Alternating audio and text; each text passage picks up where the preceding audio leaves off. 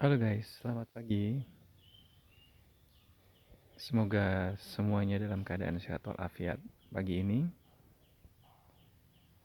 saya berada di Awadar Village, Desa Triwita di Pajangan, Bantul.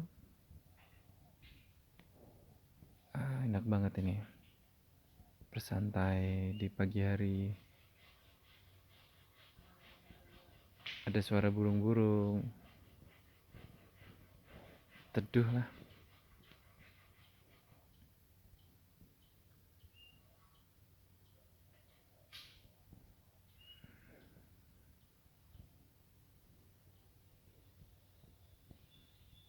Melepaskan diri dari kepenatan.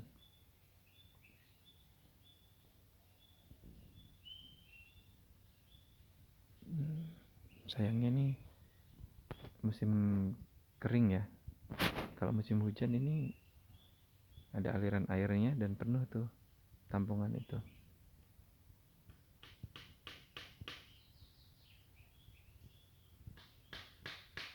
Ya, hari ini Sabtu tanggal berapa ya? 26 Agustus.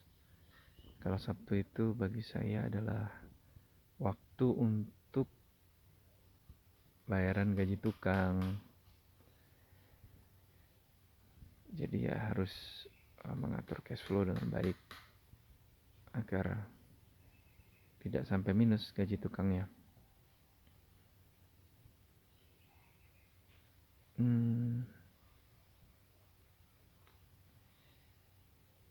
Dalam bisnis itu selalu ada permasalahan.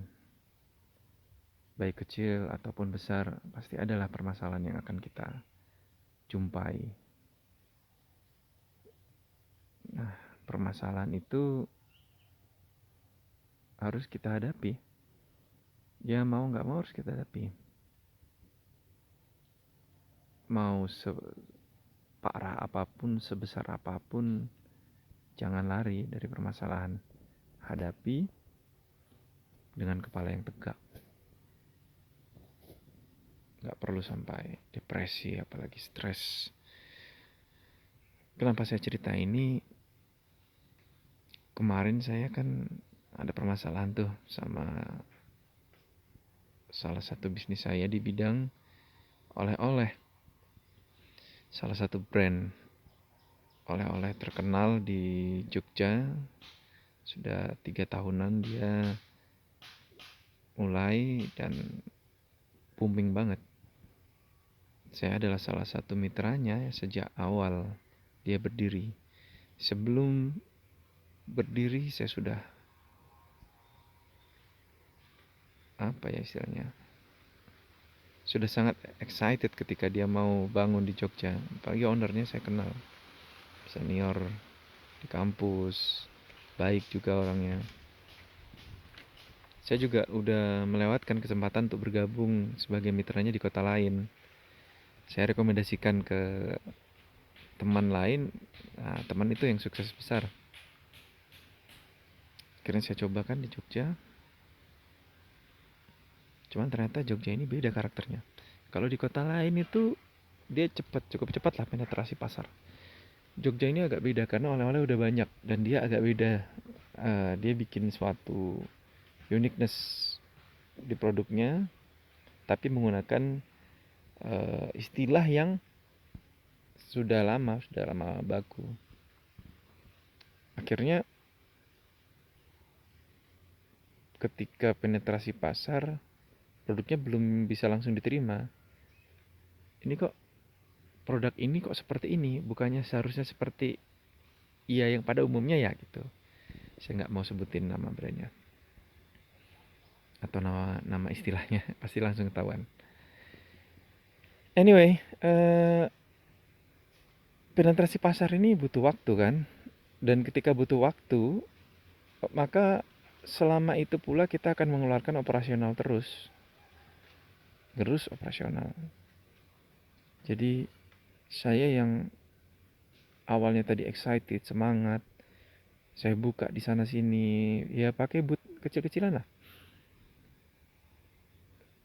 Saya keluarkan uang, saya ajak investor untuk join supaya bisa lebih banyak tempat yang saya buka, dengan harapan apa, produk ini semakin dikenal, karena mereka dulu cuma punya satu gitu di pusat, dan saya punya banyak sekali. Saya buka di Borobudur, di Tebing Breksi, di Candi Ijo, di Mangunan, Dagadu. Saya bahkan tergabung di pedagang kelontong Malioboro. Jadi saya punya karyawan tuh yang dia pedagang keliling, pakai gerobak keliling gitu. Yang itu saya daftarin resmi. Saya coba masukin ke pedagang-pedagang di Malioboro, dan mereka itu pada pada nolak karena produk ini agak sedikit mahal katanya. Banyak produk sejenis yang lebih murah dan packagingnya lebih besar daripada produk yang lain.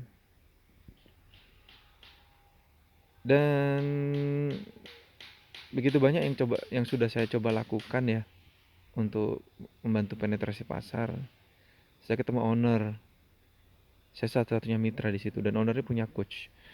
Coachnya ini dibayar kalau nggak salah 60 atau 80 juta per bulan itu. Saya malah nggak dibayar. Saya kan malah ngeluarin duit ya buat buka sana sini. Eh Ditanya lah, kita ngobrol, ketemu, ada manajernya dia juga atau GM-nya untuk wilayah Jogja. Kenapa kok produk kita ini susah? Ini udah jalan hampir setahun nih. Atau udah setahun ya waktu itu, lupa saya. Berbagai apa ya, analisa terkait itu kita jabarkan. Salah satunya saya sampaikan karena saya kan yang jual ya. Saya tahu apa yang dirasakan oleh customer, yaitu mereka bingung dengan produk ini yang agak rancu variannya. Ya, katakanlah eh, mereka punya satu produk dengan istilah coklat isi coklat, coklat isi keju. Itu tuh bingungin banget. Banyak banget customer yang kayak nggak tahu ini bedanya apa, dan akhirnya apa, membingungkan kan. Saya juga memberikan masukan untuk mengganti atau mensederhanakan itu, sehingga akhirnya kecetuslah sebuah ide, dan akhirnya namanya sekarang sih nggak terlalu rancu, orang udah terbiasa. Saya juga nyampaikan bahwa produk ini kan beda sama yang udah ada pada umumnya, jadi perlu ada sebuah tagline atau apa ya, eh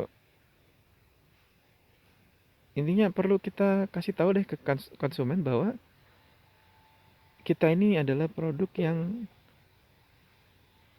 berbeda ya.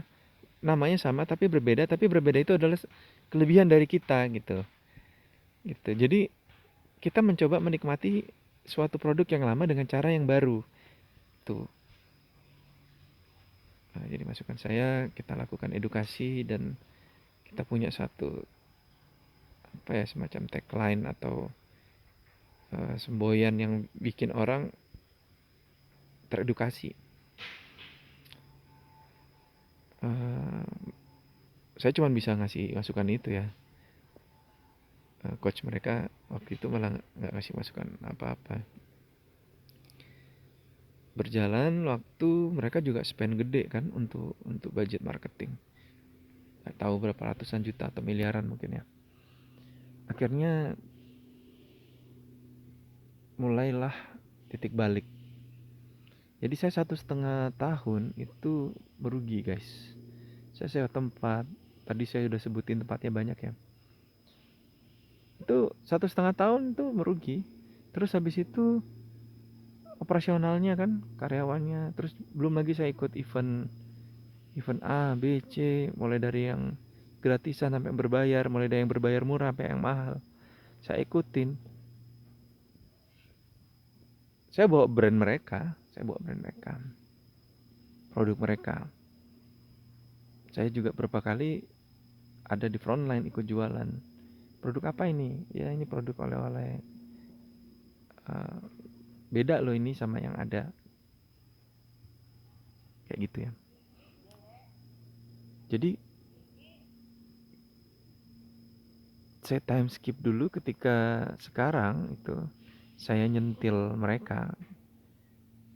Gara-gara mereka nggak nyebutin kita mitranya, apalagi yang dari awal, yang udah berdarah-darah ikut ngembangin ini. Ya coba please coba pahami juga dong. Saya ada di situ ketika produk ini belum dikenal. Beda sama mitra-mitra lain yang join ketika produk ini sudah terkenal. Mitra-mitra lain taunya produk ini terkenal terus join gitu kan. Dan gara-gara mereka, ya bab Yakuku juga makin gede juga kan. Di sisi lain akhirnya saya harus berbagi kue. Jatah saya dibatasi karena makin banyak yang join. Jadi karena terlalu cepat join, modal saya udah habis duluan tuh untuk pindah tempat, ikut event. Udah berapa ratus juta yang saya habisin. Lalu akhirnya apa yang Anda lakukan sebagai pengusaha kalau Anda punya banyak tempat tapi merugi? Ya Anda akan tutup kan, Anda akan fokus ke tempat-tempat yang Anda anggap memiliki potensi atau yang paling kecil biaya operasionalnya. Kayak saya yang tempat-tempat yang jauh, Mangunan tuh jauh, transportnya jauh, Borobudur jauh, Breksi Candi Ijo lumayan jauh. Dulu saya sempat masukin juga ke kayak pantai-pantai juga tuh, tapi nggak lama sih, sistem titip. Ya saya tutup lah itu yang jauh-jauh, saya fokus ke yang dekat, biar mudah dikontrol, meskipun masih rugi juga. Nah, 1,5 tahun mereka juga akhirnya rebound. Rebound itu istilah untuk bangkit ya. Mereka bangkit dan mulai banyak penjualannya. Tadinya guys di toko resmi mereka itu satu hari 100 sampai 300. Tapi ketika mulai rebound itu mereka udah tembus 500 sampai 1000. Saya belum karena toko saya nggak sestrategis itu. Uh, tapi saya tetap coba jualan kan, tetap coba jualan. Saya buka di ini, ada namanya Jembatan Merah. Ownernya teman saya punya hotel di situ dan dia bikin food court.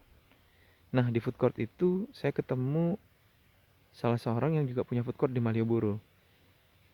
Ya udah kita kerjasama kan, kita kerjasama sewa tempat bagi hasil. Kalau Malioboro saya jabanin lah. Nah ternyata di Malioboro udah ada satu mitra lain gitu.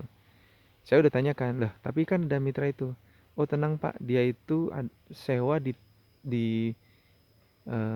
bangunan yang milik kami gitu. Dan bulan depan dia akan tutup karena nggak diperpanjang. Kita akan buka store atau toko oleh-oleh yang itu kerjasamanya dengan bapak. Otomatis mendapatkan jaminan seperti itu ya saya lanjut dong.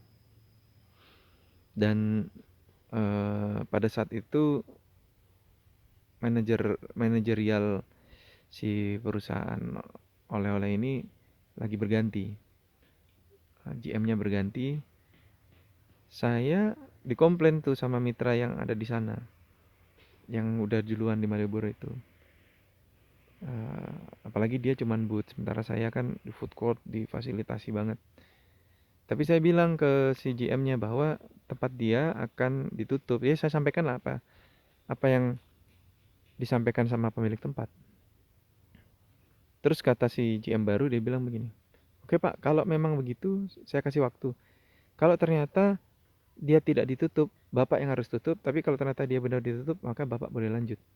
Dan ini sebenarnya kan semua tertulis itu ada. Tapi saya nggak dibuka anunya, agreementnya itu. Padahal saya tanda tangan. Terus ya udah, saya jalan dan benar kan, dia tutup. Jadi dia tuh sewa di restoran Aldan. Jadi dia sewa booth di restoran Aldan sewa ke eh, teman saya tadi. Ya udah, 2-3 bulan renovasi tempat saya buka deh di situ. Dan ternyata dalam waktu itu juga si GM yang baru ini ternyata nggak diperpanjang. Padahal di masa dia itu saya dapat 2 tempat baru gitu.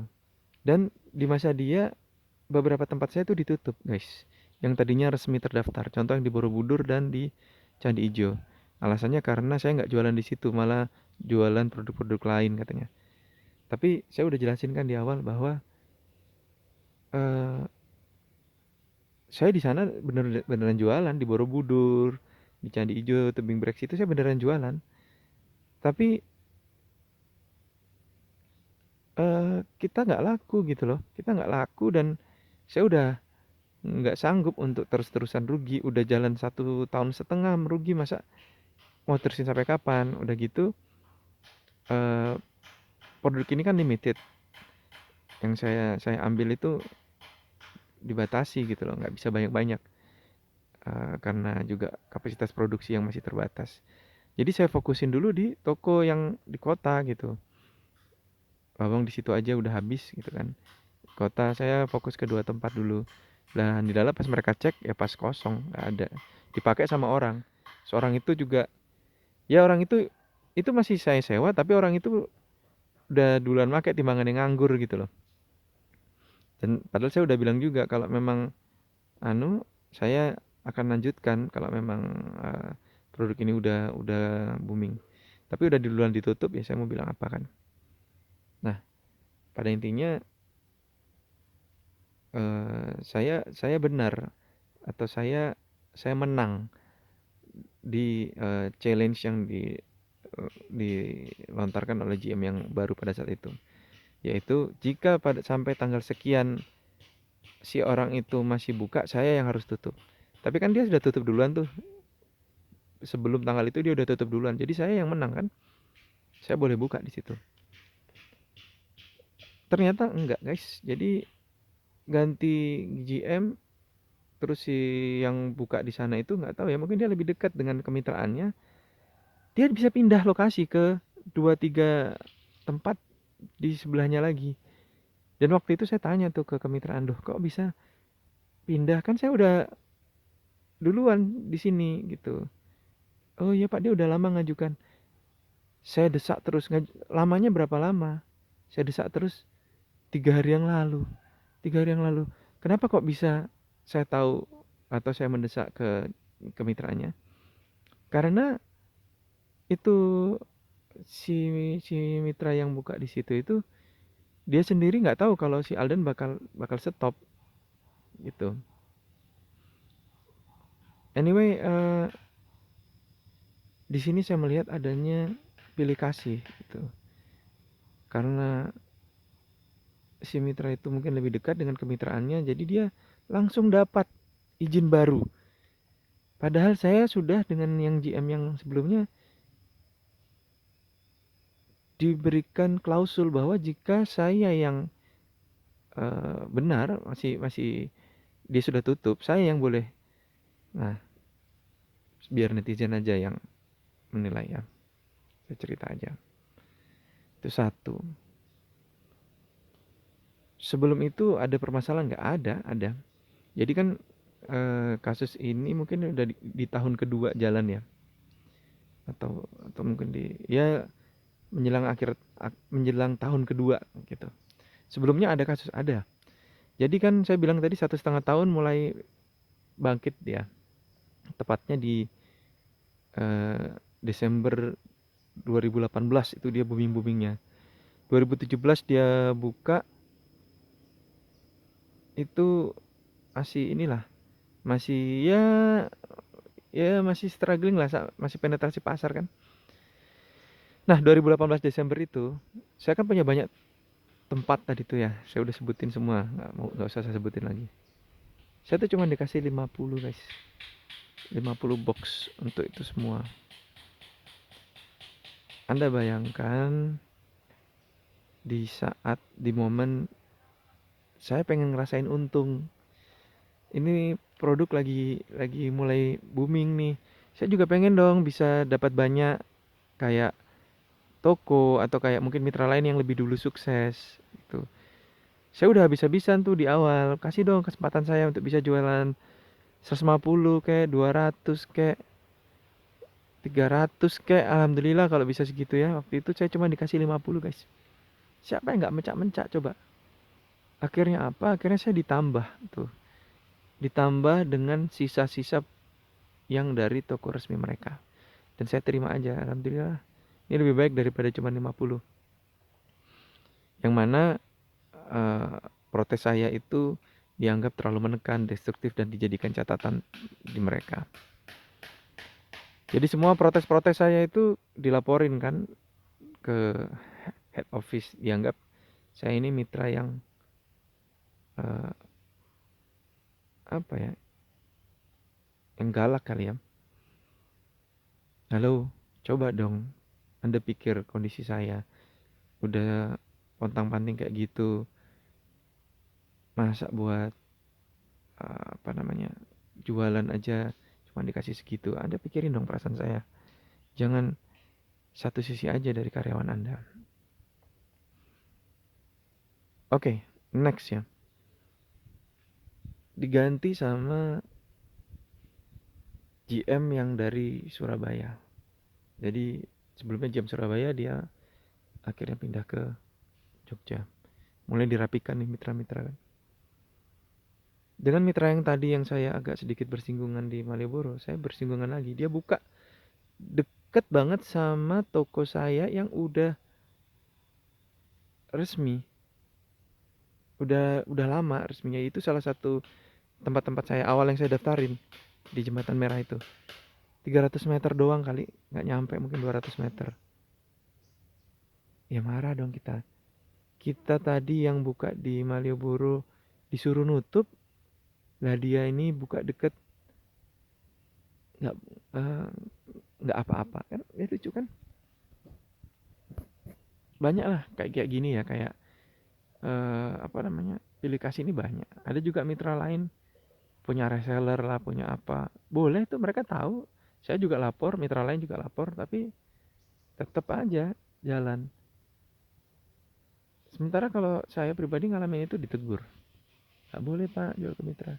Belakangan aja tuh pas lagi susah itu COVID, boleh-bolehin aja dulu, yang penting jualan ya, survival mode ya istilahnya. Terus juga si mitra kesayangan ini dia juga ditengarai punya produk lain gitu. Produk lain yang mirip dan dia ownernya. Juga nggak dihukum, nggak disanksi. Coba kita jualan produk lain sejenis aja udah kena tuh. Anyway, apalagi ya? Saya juga pernah marah-marah tuh ya. Saya dijanjikan sekian box itu ya, berapa? Katakanlah 150 box. Oke, karena udah habis saya mau ambil sore, dan sore itu biasanya bisa kan. Saya sampai ke sana nggak ada barangnya. Coba, dengan berbagai alasan lah, kendala produksi lah atau apalah, nggak ada. Ya Allah, saya udah jauh-jauh datang sana.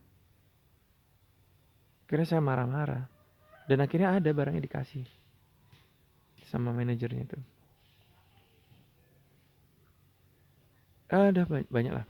Jadi kan ngomongin aja sakit ya. Tapi nggak boleh gitu, kita harus hadapi kan semua permasalahan. Jadi kita mitra ini di awal benar-benar diperlakukan sebagai mitra. Tapi ketika mereka mulai sukses, kita mitra adalah orang lain. Mereka jual banyak di toko sendiri. Dan menurut mereka ketika saya tanyakan ya, terakhir-terakhir ini sebelum permasalahan ini membesar, saya juga ketemu sama orang pusatnya dari Bogor. Apa katanya? Mengejutkan. Saya rekam kok itu.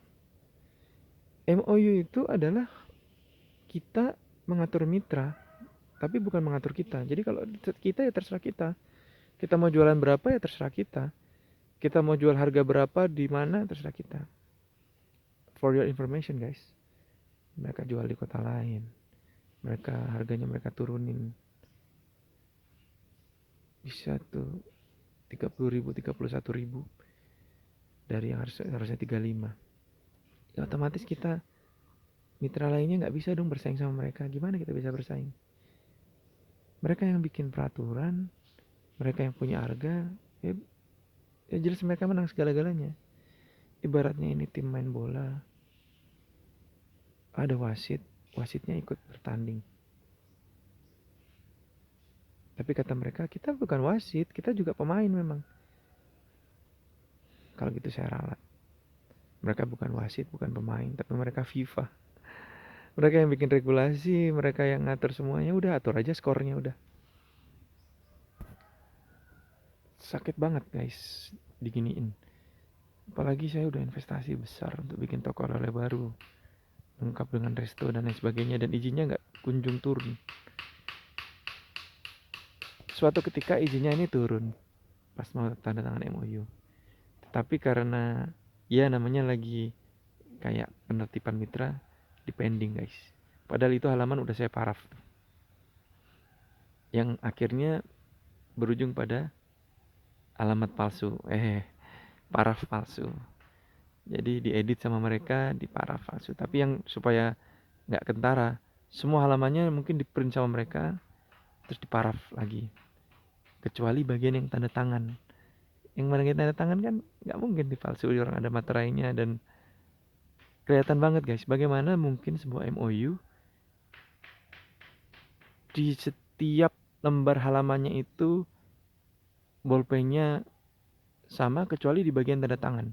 Bolpennya beda, parafnya beda, bolpen parafnya juga beda. Jadi yang asli ya yang di tanda tangan itu 2 lembar. Sementara yang lainnya palsu, dipalsukan mereka. Niat banget kan? Perusahaan besar, omset ratusan miliar. Perkiraan saya 200 miliar per bulan. Saya akhirnya minta dikeluarkan. Jadi mereka berkali-kali itu kalau ada masalah silakan keluar. Silakan keluar, kita cari yang mau kerja sama. Ya gituin terus guys. Saya akhirnya ya saya punya harga diri juga dong. Kalau mau keluarkan aja saya. Itu saya bilang. Keluarkan aja saya. Saya tidak mengemis-ngemis lah. Keluarin aja saya. Saya udah investasi banyak buat toko oleh-oleh buat ini. Kalau kalian punya tanggung jawab balikin, kalau enggak ya udahlah. Saya mau apa? Mau maksa. Ya bisnis juga punya resiko. Udah biasa juga saya kayak gini, bisnis gagal. Akhirnya ya saya balikin duit investor lah. Kasihan investornya. Ada beberapa investor yang kasihan sama saya. Tapi beberapa investor lain kadang nggak mau rugi kan. Guys, pelajarannya adalah kamu kalau bisnis jangan zolim. Jangan kayak gini. Tunggu aja kejatuhannya nanti. Banyak kok orang-orang yang udah jatuh. Kue-kue artis itu mana sih yang masih bertahan? Paling punya Tengku Wisnu doang di Malang itu. Karena waktu itu dia yang pertama memang. Yang lainnya coba. Mereka mau bikin lagi nih di Medan. Prediksi saya nanti Medan muncul itu jatuh guys. Ya, saya jatuh investasi saya mungkin ratusan juta lah paling. Mereka jatuh berapa miliar tuh. Udah. Jangan zalimin orang. Nanti kamu kena loh. Bukan ancaman ya, ini peringatan aja. Saya di tengah apa ya, permasalahan-permasalahan itu memuncak adalah ketika setelah COVID ini guys. Jadi setelah COVID itu kayak mimpi kita tuh buyar semua. Jadi sebelumnya itu udah lancar nih ya, udah jalan Jadi setelah 1,5 tahun pertama kayak gitu, mulailah setengah tahun kedua, jadi setengah tahun sampai tahun kedua itu mulai merangkak naik.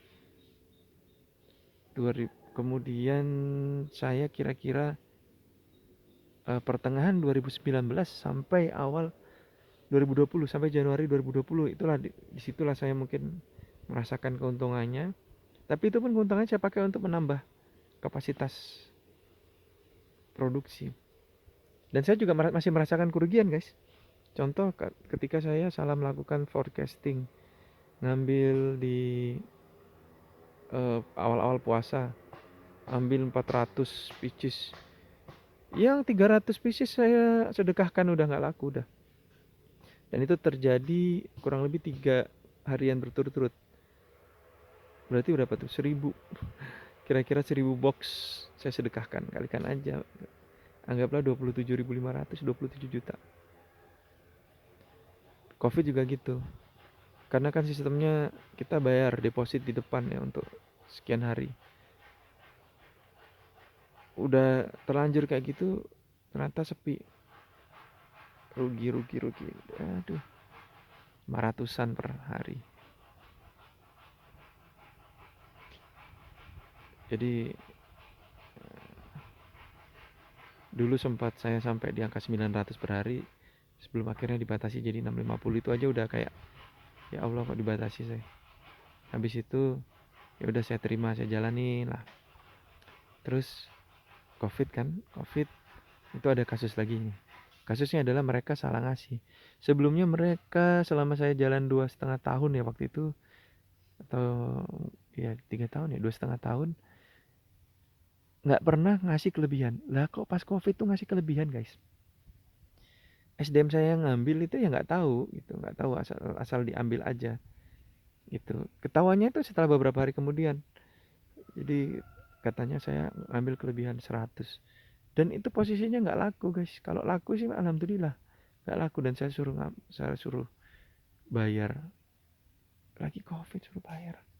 Terus ngapain mereka ngasih kelebihan 100? Beneran sengaja? Jangan-jangan karena mereka overproduksi apa gimana sih? 2 kali tuh 100 sama 50 kalau nggak salah. Dan akhirnya saya nanggung separuhnya. Astagfirullah, lagi Covid kita suruh nanggung kerugian. Katanya ya Bapak jangan terima dong. Ya ya nggak gitu logikanya. Ya Anda jangan kasih. Kita itu sebagai mitra nggak sedetail pabrik. Pabrik punya manajemen yang lebih bagus. Kita mitra, SDM kita juga terbatas. Yang ngambil itu apa ya, kurir. Ya dia terima barang yang biasanya selalu bener. Bisa-bisanya lebih coba. Bisa-bisanya lebih. Ya saya ngeyel juga, nggak mau bayar. Akhirnya win solution 50-50. Oke lah. Itu masalah. Ini saya jelasin semua ya masalah-masalahnya, biar nanti clear gitu loh. Nggak cuman dibilang saya tuh marah-marah aja. Ya saya orang berpendidikan kali, saya orang beragama juga. Nggak mungkin marah langsung marah gitu aja tanpa ada sebab. Terus apa lagi ya? Oke, karena PSBB, penjualan kita ini kan sangat tergantung pada wisatawan. Kita jual keluar kota kan dengan cara menerima pesanan PO. 35.000 harganya plus ongkir. Tiba-tiba baru jalan berapa hari mereka bilang mereka bikin promo 40.000, itu udah plus ongkir. 40.000 udah plus ongkir, guys. Mereka untungnya banyak lah, kita itu 40.000 ya. Nih ya, saya kasih tahu. Ongkirnya 12.000 ya. Kalau orang pesan 1 kilo, ongkir 12.000, berapa? 28.000 kan. Ngambil bakpianya 27,5. Jadi untung cuma 500. Itu kalau ongkirnya 12.000. Kalau ongkirnya 14.000, 15.000, rugi kita, guys. Akhirnya saya bikin minimum 2. Kalau minimum 2 misalkan 12.000 gitu, berarti sebentar, 80 kurangi 12 berapa? 68 ya. 68 berarti kan 34. Nah itu masih masuk lah kalau kalau 2 ya. Kalau 2, kalau 12.000 ya. Kalau misalkan 16.000 udah mepet. Itu nggak jalan lama juga guys, tiba-tiba mereka masukin juga ke cabang-cabang mereka yang ada di Bogor, Bandung, Surabaya, Malang, dengan harga sama dengan yang kita mitra di sini dapatkan. Apa nggak hancur sudah proses bertahan kita, survival kita? Bahkan saya dikasih tahu teman yang bisa beli, Pax ini kok temenku nawarin ke aku 31.000 ya. Hah, 31.000? Lebih murah dari aku yang mitra resmi di Jogja. Saya waktu itu sempat curiga mitra-mitra Surabaya nih nakal. Ternyata setelah saya telusuri, itu karyawan katanya yang jual. Karyawan jual dengan harga segitu. Beneran karyawan atau kebijakan pabrik yang jangan? Entahlah, tapi yang jelas ini udah ngerusak banget lah. Dan ketika saya tanyakan, itu katanya survival mode. Mereka juga butuh survive. Jadi oke lah, mereka biar survive. Saya yang nggak survive. Jadi saya tutup udah. Toko tutup selama corona. 4 bulan tutup. Kemudian ekonomi mulai bergeliat lagi. Orang-orang mulai berani keluar. Saya mulailah jualan lagi. 50 per hari. 50 per minggu. Dikit banget tuh dibanding sebelumnya. 650 per hari kan. Mulai dari 50 per minggu. Kemudian naik jadi 50 per pengambilan tapi seminggu 2 kali. Seminggu jadi 3 kali. Akhirnya jadi setiap hari. 50.000 naik jadi 50 per hari naik jadi 100. Naik jadi 150. Sampai Idul Adha kemarin naik tuh. Saya cepet banget naik ya. Saya gandeng investor juga biar kan modalnya lumayan gede kan. Saya sampai di angka 620 sudah per hari. Lalu long weekend kemarin guys, 17 Agustus sampai 1 Muharram, tiba-tiba diturunin jadi 300. Ya Allah, ini adalah momen dimana kita bisa bangkit dari corona ini, dari keterpurukan. Dan saya itu, kenapa saya genjot? Saya berharap ketika nanti suatu saat akan dibatasi kuota, berdasarkan pengambilan saya, dan saya udah di 600-an kan, masa saya jadi 300? Padahal yang biasanya ngambil 200, 250, mereka tetap dapat di angka 200-an juga. Yang bisa ngambil 300, mereka dapat 250. Saya potongnya banyak, 620, 650 jadi 300. Kemungkinan besar sih fokus jualin di toko mereka sendiri. Kemungkinan besar. Tapi saya dengar dari kurir yang biasa ngambil, ada mitra-mitra yang bisa dapat 1.000, masih dapat 1.800 per hari. Ya, entah pertimbangannya apa. Akhirnya apa? Saya tanyakan, ya saya komplain lah, saya komplain. Saya bahasa WhatsApp, saya komplain baik-baik kok. Saya cuma kasih tulisan, saya komplain keras gitu. Tapi saya nggak marah-marah gitu. Ya, ketika saya telepon juga ke kemitraannya, saya minta maaf ya Mbak kalau saya oh nggak apa-apa, yang lebih parah dari Bapak banyak kok. Jadi yang komplain nggak cuma saya guys ya. Kalau dibilang saya yang komplain-komplain aja terus, nggak bener. Nggak cuma saya, yang lebih keras dari saya banyak. Ada. Dan di kota lain juga ada. Kota lain juga ada. Teman-teman saya juga banyak jadi mitra di kota lain. Mereka juga komplain dan bahkan sebagian cenderung apatis sudah. Kayak kayak nggak percuma aja kita komplain kan. Kebijakan kan terserah mereka. Oke, saya terima dibatasi. Sampai kapan? Sampai tanggal 23. Jadi dari libur 17-an sampai libur Muharram selesai plus long weekendnya itu. Akhirnya adalah Suatu ketika pas 23 itu di pabrik, karyawan saya ngambil, harusnya kan 300. Ternyata cuma 200 guys, di hari terakhir. Tanpa pemberitahuan terlebih dahulu. Pemberitahuannya adalah gini, jadi sebelumnya saya udah komplain ya. Terus sampai tanggal 23, oke. Tiba-tiba tanggal 23 itu, jadi beberapa hari sebelumnya kita harus melakukan pre-order kan. Saya pesan lagi nih, Bu ini udah lebih dari 300 boleh ya? Oh enggak Pak, ini malah Bapak dibatasi lagi jadi 200. Oh kita marah dong ya. Kemarin kita udah marah, apalagi diturunin lagi kan tentu lebih marah lagi harusnya. Apa pertimbangannya? Katanya kapasitas produksi. Nah kalau kapasitas produksi kenapa saya sempat dapat 600-an? Kan ada sesuatu yang ditutup-tutupi. Saya minta mereka buka data mitra-mitra dapat berapa, nggak dibuka, nggak dikasih. Biar fair gitu loh. Dan ternyata ada mitra lain yang nggak diturunin, jadi bisa dapat 250 gitu bisa. Aduh, saya sakit hati banget kan. Oke lah gitu.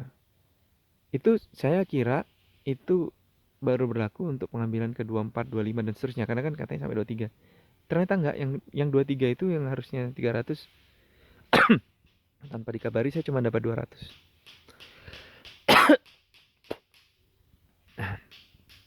Jadi bisa Anda bayangkan betapa kecewanya saya yang udah 300 pas ngambil jadi 200. Ini bukan PO tadi ya. PO tadi saya kecewa, tapi ini lebih kecewa pas udah di pabrik tiba-tiba turun. Lagi kecewa-kecewanya gitu, di hari yang sama mereka bikin postingan tuh IG resminya. Bagaimana cara mendapatkan produk kami? Yaitu dengan cara datangi ke toko-toko resmi kami di sini sini sini sini atau penjualan online kami di sini sini sini sini. Kita mitra nggak disebut guys, yang udah berdarah-darah, yang udah berjuang setengah mati, yang juga bertahan, mencoba bertahan. Kita juga punya karyawan kan, kita juga butuh bertahan. Kita nggak disebut. Ya udah saya komplain dong, saya komen dong. Dan komennya juga ya komen-komen apa ya, teasing aja sih. Cie, kita mitra nggak disebut nih. Jangan lupain kita mitra lo yang udah ikutan berdarah dulu pas kamu belum terkenal. Gitu postingan saya. Dan jalan 2 hari mungkin saya ditegur dari pusat. Bapak ini nggak selayaknya mitra kayak gitu. Dia itu koordinator marketing pusat. Mitra tuh harusnya gini gini gini, punya ada gini gini. Ya saya komplain karena di wadah juga percuma. Saya ngomong apapun di wadah resmi atau di jalur resminya. Percuma kalau udah mereka punya kebijakan, kita nggak bisa ngapa-ngapain kan. Ya yuk saya nakal aja udah. Habis malamnya dia marah-marah ke saya. Apa perlu saya jelasin ya gimana? Pokoknya dia marah-marah terus lah. Bapak itu udah ngakuin apa gitu, dia tanya. Dia nggak tahu mungkin ya saya udah ngapain. Jadi saya tanya, Bapak masuk ke kapan? Bapak join ini kapan? Gak usah tanya lah saya kapan. Gak usah ngomong sejarah lah sama saya. Nah, habis itu apa namanya? Saya bilang, kalau Bapak mau tahu sejarahnya, sejak sebelum ini dibuka saya udah ketemu tuh sama Rizka sama Anggoro untuk membahas ini gini gini gini. Bapak mentang-mentang kenal nggak boleh Bapak semena-mena. Saya dibilang semena-mena. Karena komen kayak gitu dibilang semena-mena guys. Saya bilang yang semena-mena siapa? Anda tahu nggak pabrik Kemitra kayak gimana? Kok saya yang bilang semena-mena? Apa semua yang saya sampaikan di video ini itu nyata, itu benar guys. Itu benar. Saya bersumpah demi Allah itu benar. Nggak saya karang-karang. Perlakukan seperti itu benar. Terus habis itu, Bapak jangan seperti itu. Dia suruh saya keluar. Ya sama seperti yang lain-lain. Pokoknya kalau ada mitra yang agak beling, suruh keluar aja. Kita nggak paksaan. Saya bilang ke dia, silakan keluarkan aja saya. Ternyata benar guys. Kurir kan nanya ke saya malamnya, Pak besok ngambil berapa? Saya bilang kayaknya saya nggak dapat nih. Feeling saya mengatakan seperti itu. Ternyata benar paginya nggak dikasih. Katanya barang ada tapi nggak boleh diambil. Ya udah saya tanyain ke kemitraan, kenapa nggak bisa diambil? Instruksi dari pusat. Apa benar Pak X? Iya benar Pak. Untuk sehari ini atau seterusnya? Instruksinya seterusnya. Ya, jadi mereka memang sudah punya niatan seperti itu. Nantikan saya. Ya udah, kalau memang untuk seterusnya saya akan lakukan perlawanan. Saya udah kayak gitu loh guys. Gimana saya nggak melakukan perlawanan? Ya saya tulis deh di FB saya. Tulis per hari ini saya udah nggak menjadi mitra gini gini gini ini. Hanya karena saya melakukan ini dan yang saya tulis itu benar. Kita mitra nggak disebut bla bla bla. Mohon doakan saya untuk bisa tetap eh, berjalan meskipun tanpa produk itu. Insya Allah masih ada produk-produk lain. Syukur-syukur saya bisa bikin produk yang lebih gahar lah, intinya gitu. Dan itu banyak, oh rame guys, kan masih senior saya kan ownernya, banyak yang kenal juga. Sempat di tag namanya terus dihapus sama yang nge-tag. Ya pagi harinya saya tuh di situ, sore harinya saya diajak ketemuan tuh sama ya yang dari pusat. Ya udah agak cooling down lah, saya udah agak cooling down, dia jelasin ya sempat agak memanas-manas dikit lah. Memanas-manas dikit karena di situ ya dia bilang semua itu keputusan ada di pusat. Ya memang kita yang gini gini gini gini, gini. Jadi saya, aduh, kalau video ini harus jelasin semua ya. Pada intinya dia cerita bahwa kita itu juga dari awal memang jualan gitu. Kita jualan. Jadi kita Bapak itu kalau mau jualan produk kita ya silakan bantu kita. Kalau enggak ya enggak apa-apa gitu. Intinya adalah kita mitra nggak punya bargaining position guys. Ya harus menerima kebijakan gitu. Kalau nggak mau terima silakan keluar. Aduh, apa apa, apa masuk monopoli ya kayak gini ya? Enggak ya? Entahlah. Akhirnya ya udahlah Pak kalau memang kayak gitu. Sebenarnya saya cuma butuh penjelasan. Kalau memang produk itu untuk toko sendiri karena toko butuh survive, nggak masalah. Tapi kalau dari saya tangkap bukan untuk survive guys. Mereka si GM yang baru, Pak A namanya ya, itu dikejar target atau dia menetapkan target yang tinggi sehingga akhirnya mitra yang harus mengalah. Jadi semuanya itu di si Pak A ini, GM atau manajer yang baru. Udah lama sebenarnya tapi karena si GM yang lama dipindah ke pusat, dia naik posisinya. Pada akhirnya adalah oke lah Pak kalau kayak gitu saya juga minta maaf lah. Saya akan hapus deh komen di IG kalau udah dianggap nyentil gitu kan. Karena yang dia permasalahkan yang IG. Oke Pak besok saya kasih keputusan katanya. Terus tiba-tiba besok nggak di nggak diperpanjang apa nggak dijadikan mitra gara-gara dia baca status saya yang di FB.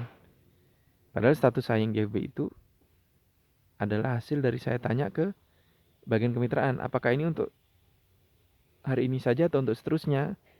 Katanya untuk seterusnya.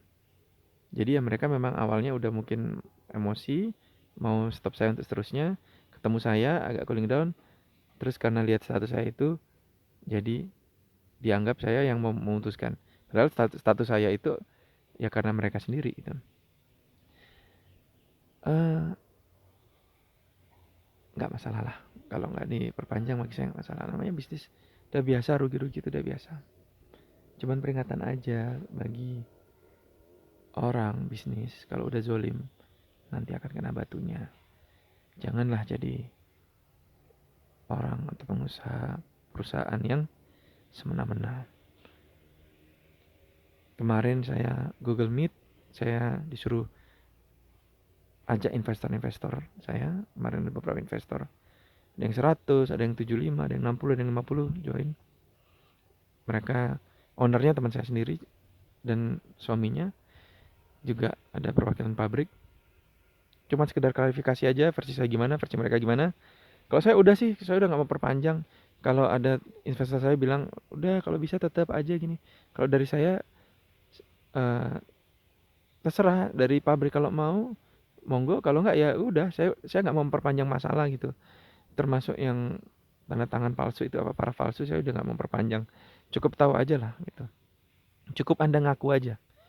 Tapi dari mereka katanya mereka nggak mau membiarkan, mau diproses, mau ditindaklanjuti. Alhamdulillah silakan. Investor saya juga ngomong kalau bisa itu tuh proses aja tuh, itu nggak bener tuh.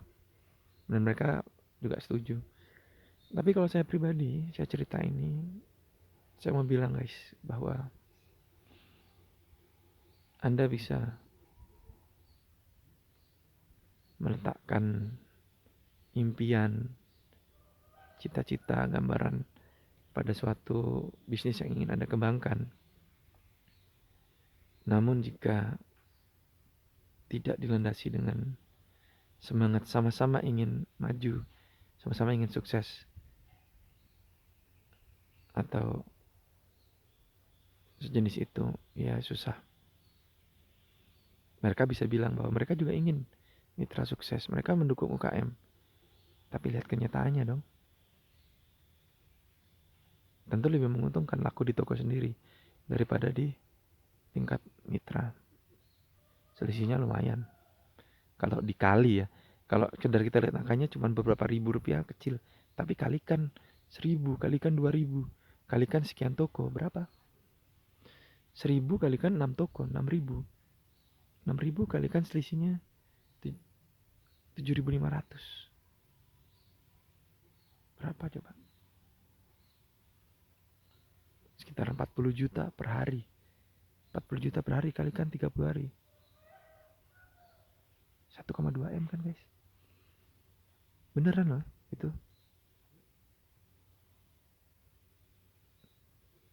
Jadi saya cerita panjang lebar sampai suara saya serak untuk menceritakan sebuah kisah bahwa apapun permasalahan dalam bisnis, hadapi aja. Seberat apapun itu, sesakit-sakitnya apapun itu. Kalau bisnis ini sakitnya bukan karena rugi sih. Sakitnya karena saya merasa udah berbuat banyak gitu untuk mereka, tapi ya udahlah. Ya insya Allah selalu ada jalan. Kalau kita bisa menghadapi dengan kepala tegak dan kita bisa mengambil hikmahnya, insya Allah permasalahan akan membawa kita ke level yang lebih tinggi.